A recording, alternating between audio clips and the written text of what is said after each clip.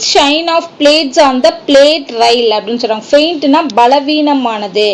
இப்போ ஃபெயிண்ட் ஆகி விழுந்துட்டாங்க அப்படின்னு சொல்லுவாங்க. அதாவது மயக்கம் போட்டு விழுந்துறது, உடல்ல வந்து எந்த ஒரு சத்துமே இல்லாமல் பலவீனமாய் கீழே விழுகிறதான் ஃபெயிண்டிங் அப்படின்னு சொல்லுவாங்க. ஸோ அதே இது இங்கே என்ன மீனிங்னா ஃபீபிள்.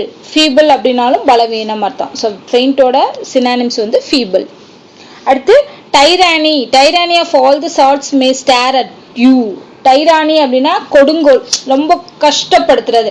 இப்போ வந்து ஹிட்லர் வந்து கொடுங்கோல் ஆட்சி பண்ணாரு அப்படின்னு நம்ம சொல்றோம் இல்லையா, எல்லாத்தையும் கஷ்டப்படுத்தினாரு அப்படின்னு. ஸோ அது மாதிரி டைரானினா அதுதான் அர்த்தம். அதுக்கான சேம் மீனிங் வந்து ஆட்டோக்ரஸி. ஆட்டோக்ரஸினாலும் டைரானினாலும் சேம் மீனிங். அடுத்து எவிடென்ட்லி. எவிடென்ட்லினா பார்த்தாலே தெரியுது, ஆப்வியஸா தெரியுதுன்னு சொல்லுவோம் இல்லையா. அப்போ எந்த ஒரு விஷயத்தையும் சொல்லவே வேணாம், அதை பார்த்தாலே தெரியுது அப்படின்னு சொல்லுவோம்ல. So grandfather had evidently jumped to a conclusion. அவர் வந்து டக்குன்னு முடிவுக்கு போயிட்டாரு அப்படின்னு சொல்றது. எவிடென்ட்டா முடிவுக்கு போயிட்டாரு அப்படின்னா ஆப்வியஸ்லி. So evidently, obviously. அடுத்து ஸ்லாம்டு. ஸ்லாம்டு த டோர் அப்படின்னா என்ன அர்த்தம்னா சட்டுன்னு அடைக்கிறது. ஓகேவா, டோரை வந்து சட்டுன்னு சவுண்டோட அடைக்கிறது தான் வந்து ஸ்லாம்டு. அப்போ பேங்குடு, சேம் மீனிங் வர்றது வந்து banged. So Herman rushed to his room and slammed the door அப்படின்னா வேகமாக பூட்டிக்கிட்டான். அப்போ பேங்குடு.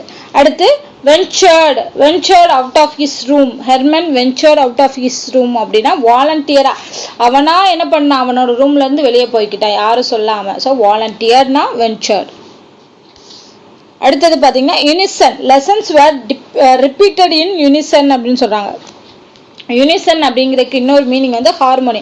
அதாவது என்னன்னா 2-3 வாய்ஸ் வந்து கேட்கறதுக்கு ஒரே மாதிரி இருக்கும். இப்போ 2-3 வேர்டு இருக்கு, அந்த வேர்டோட சவுண்டு வந்து ஒரே மாதிரி இருக்கும். ஓகேவா, இப்போ ஷீ ஷீ அப்படின்னு சொல்றோம்.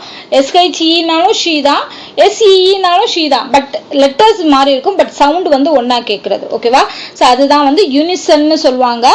ஸோ அந்த யூனிசன் அப்படிங்கிறதுக்கான மீனிங் வருது ஹார்மனி. அடுத்து ஜர்பிங்.